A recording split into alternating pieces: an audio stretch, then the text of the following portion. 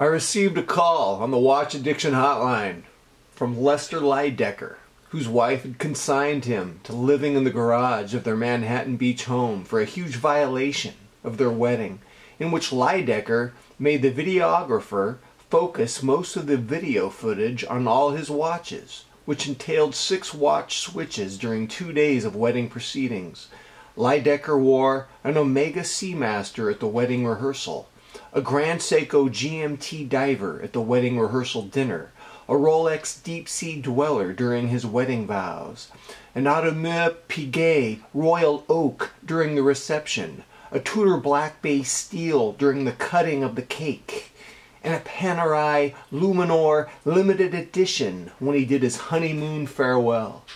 His wife was furious that the 2-hour video focused on his lavish watch collection, not the bride and the bridegroom.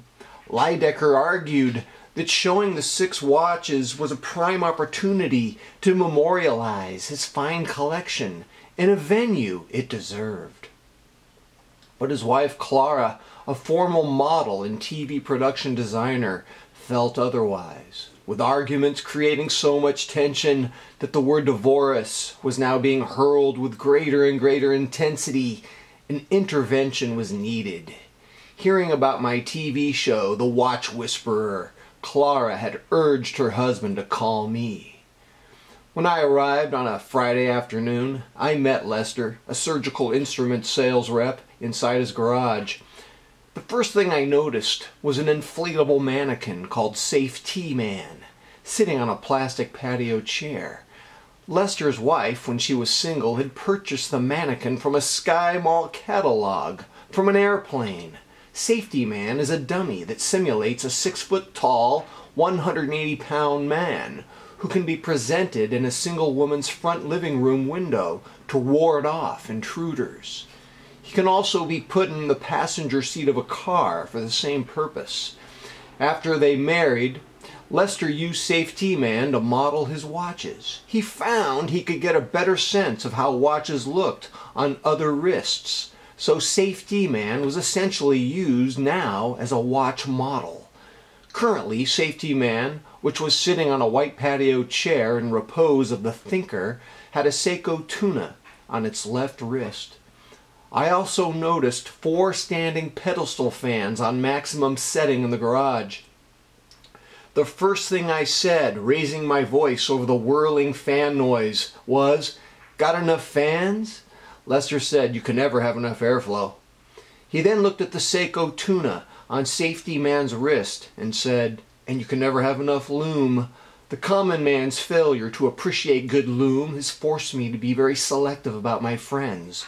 I've talked about lume with people who have remained indifferent, and their indifference has compelled me to cut off the friendship. "How do you feel about lume?" he asked. "Frankly, I like lume, but, I'm not really obsessed with it." "Don't you care about good lume that glows in the night like a flaming Christmas tree?" "Look, man, I appreciate good lume, but I'm not obsessed with it." "Well, I guess that makes you a better person than I am. You can leave now. We're done here." I made eye contact with my producer Gary, who was dressed in his trademark khaki cargo shorts and safari vest over a white t-shirt. Gary motioned with his hand for me to do my signature pivot so that the principal content of our show didn't kick me out of the scene. I said, "Lester, you can't kick me out of your garage. You haven't even shown me your watch collection." With the words "watch collection," his eyes lit up. I've never met a watch addict who isn't eager to show me his collection. I humored Lester as he showed me his over 3 dozen watches. And then with a signal from Gary, I cut to the chase. I said, "Lester, nice watches, but we need to talk about something very important." "Yes," Lester said. "Lester, I heard your life sucks. Perhaps I can be of help." "Well, saying my life sucks is a rather subjective observation, don't you think?" "Not subjective," I said. "Very objective. You're living in a garage with all your watches and a Safety Man, while your beautiful wife is living inside your Manhattan Beach home contemplating divorce. There's nothing subjective about this situation. It's very, very objective. Well, I've got a contingency plan, Lester said, in case this marriage doesn't work out. I got a place where I might better fulfill my dreams. Oh yeah, Lester? And what kind of contingency plan are we talking about?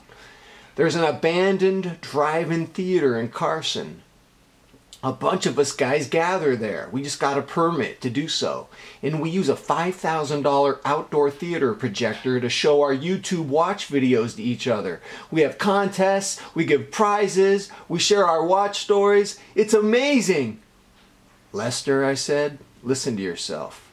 Your beautiful wife is kicking you out of the house and you're hanging out with a bunch of Misfit toys from Rudolph the Red-Nosed Reindeer. Gary nodded in a way that I knew it was time to get out the pillowcases. I had a bundle of them, dozens of them, tied with twine. Lester looked at the pillowcases with abject horror. He said, "What are those?" "You know what these are, Lester. Don't play dumb. You've seen my show before. You know what happens. You knew the deal from the very get-go. And this is for your own good. Now I need you to chill while I put your watches in these pillowcases." "But you'll damage them." "I'll be gentle. I'm very familiar with watches, Lester." "What are you going to do with them?" "They will be in a safety deposit box in your name. You can sell them once you've weaned yourself off the addiction. You take your wife to Rome, Paris, Tokyo. I don't care. Just take her somewhere. Save your marriage, for God's sake." "Can I have at least one watch?" "Yes. You can pick any solar you'd like." "Why not mechanical?" "Because watch addicts bond with their mechanical watches too much.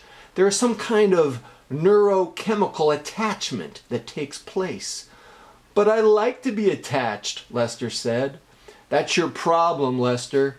You've chosen watch attachment over spousal attachment. All of that ends today." Hamming it up for the camera, I grabbed Lester by the collar and put my grimacing face into his. Gary made sure I was in the close-up, the money shot. I said, "Gary, get it real close." I turned then to Lester and I told him, "I'm not going to let watches ruin your marriage. Not on my watch. You understand me, son?" Lester nodded, satisfied with his placidity. I let go of Gary's collar and he slumped in the patio chair next to Safety Man. He was crying now. "I've gone crazy, haven't I?" he said. Gary and his assistants were putting the watches into the pillowcases quickly before Lester changed his mind. "We'll have you back to normal in 3 months," I said. "We'll have you in my detox camp in San Bernardino. Your wife can visit you once a week." Upon mentioning the wife's name, Clara came into the garage. She was more stunning than I had imagined. Wearing a white serape dress with a gold Cleopatra neck choker and her silky blonde hair wafting the pleasant scents of vanilla and coconut. She told Lester that my plan was Lester's only hope, that she loved him and that she needed him to go through with my agenda. He stood up, promised her he'd go to detox, and they slobbered over each other. It was the perfect ending to another episode of The Watch Whisperer.